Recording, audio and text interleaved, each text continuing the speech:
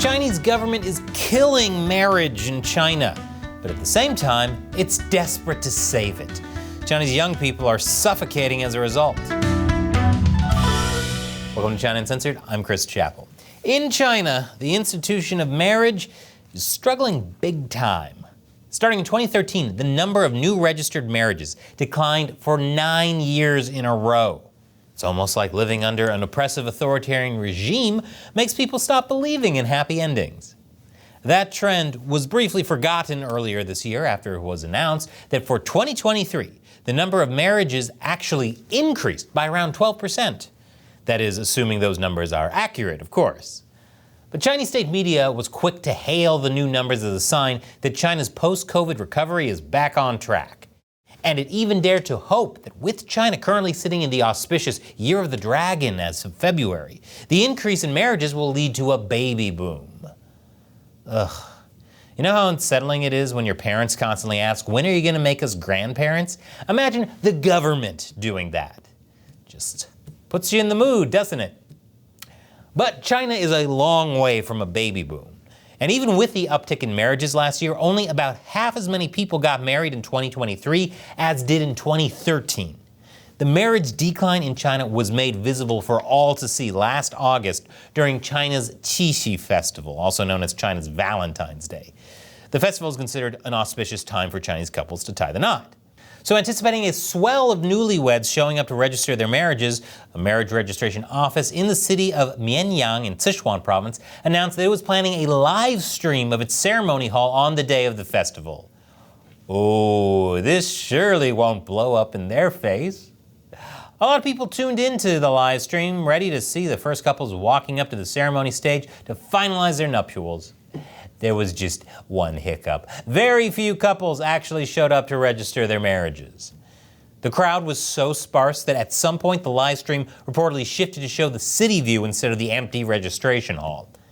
This can be traced in no small part to the policies of the Chinese Communist Party. Look no further than the infamous one-child policy. By the late 1980s, the policy eventually had the intended consequence of stalling China's birth rate and thus its population growth. But the policy also brought with it an unintended consequence. I know what you're thinking. How? If China's zero COVID and four pest campaigns taught us anything, it's that their plans always go smoother than a baby's bottom, but it better only be one baby. You see, due to traditional Confucian gender structures, many Chinese families had a strong preference for sons, and some families were willing to go quite far to ensure that the one child they were going to have was a boy.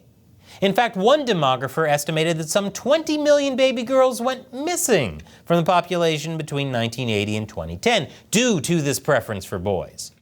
That means that today there are around 30 million more men than women in China.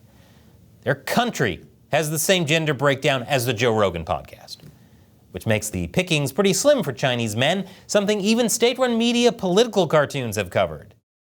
Guys, you know how you tell your gal she's 1 in a million?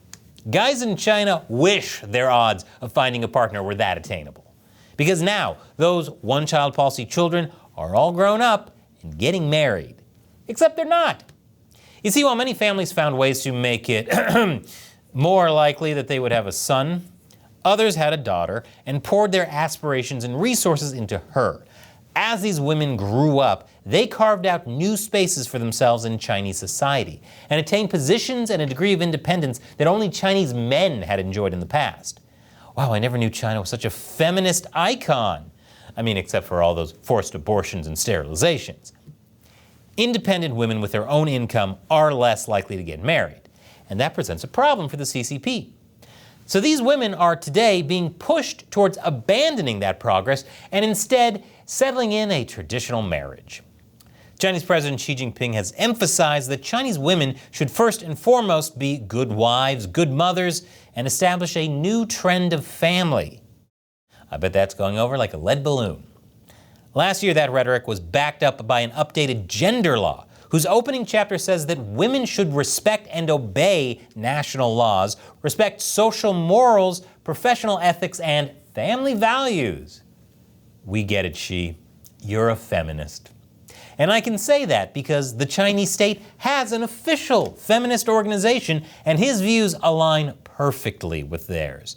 The All China Women's Federation, along with state media, have helped popularize the derogatory term leftover women to refer to women in their late 20s and older that have remained unmarried. Joke's on them, everyone loves leftovers. They're often even better than fresh meal and are more likely to mix with other dishes. What does that mean? Whatever you want it to mean. As a contrast, single men from the same demographic are often referred to as golden bachelors or diamond single men, as in, snatch up this golden diamond right away, ladies. This is not to say that Chinese men have escaped the government's traditional values or its push towards getting married. In 2021, the Chinese authorities released a plan directing the country's media and entertainment industries to boycott vulgar internet celebrities and put more emphasis on traditional Chinese culture, revolution culture, and socialist culture in a crackdown on sissy idols and effeminate men. Yeah, be like this Sigma male Giga Chad. Meanwhile, the Chinese authorities have also come down hard on any alternatives to the government's traditional view that unmarried women should find a man and rush to the altar. Female weightlifters, for example, have had their social media accounts suspended and their posts blocked by censors. In China, they don't allow muscle mommies, only mommy mommies.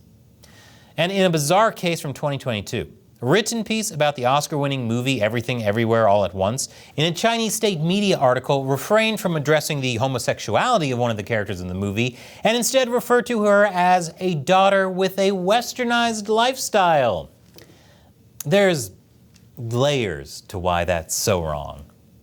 The wording went viral on Chinese social media platform Weibo, where one anonymous user wrote, "If homosexuality is a westernized lifestyle and heterosexuality is an easternized lifestyle, then bisexuality is globalization and asexuality is deglobalization."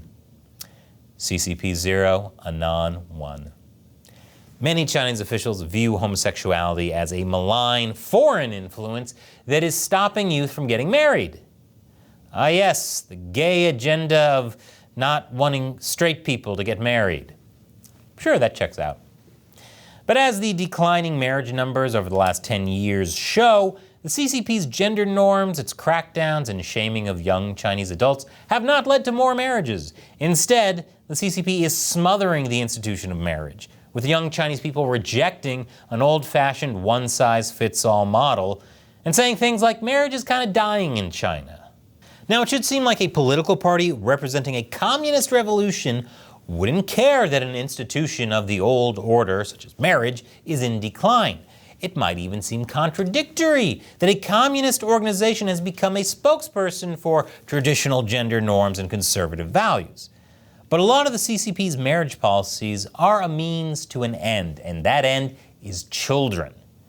Not surprisingly, as the marriage rate has declined, the birth rate has declined too, and that is putting the CCP in a desperate position.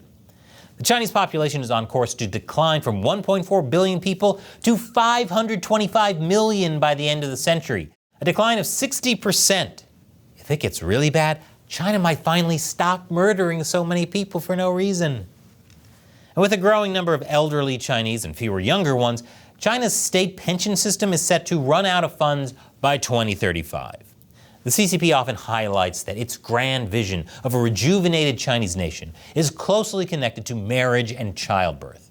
Pro tip, the government talking about fertility, bloodlines, and rejuvenation is about as effective of an aphrodisiac as watching the mating rituals of the anglerfish. I'm actually curious now. But in China, it's very difficult to have a child and raise it outside the institution of marriage. For example, when 31-year-old unmarried Teresa Xu wanted to have her eggs frozen, her request was rejected, with the Beijing hospital responsible arguing that a delayed pregnancy or single motherhood could lead to social problems. So now it's not just the government getting involved in everyone's extremely personal business, it's the hospitals. That at least makes a little more sense. Of course, the government is still involved in this as well. Those women that nevertheless chose to have children on their own are often excluded from the government's child-related benefits, as these are reserved for married couples. To alleviate the problem, some local governments have taken steps to ease the rules around China's strict family system in an attempt to increase the birth rate. But other policies have instead entrenched rigid marriage structures. For example, a mandatory cooling off period was introduced in 2021 for married people seeking a divorce, forcing them to wait at least 30 days before a marriage can be ended. This sparked anger on Chinese social media, and young adults said that the new law may deter them from getting married in the first place. So it looks like the CCP's attempts to control everything and everyone, everywhere all at once, is backfiring. Well, I'll be darned. Who could have possibly seen that coming? For those couples getting married anyway, it's also not easy. Some have experienced local government officials calling them after their wedding, urging them to get pregnant within the first year, and promising to check in with a phone call every quarter.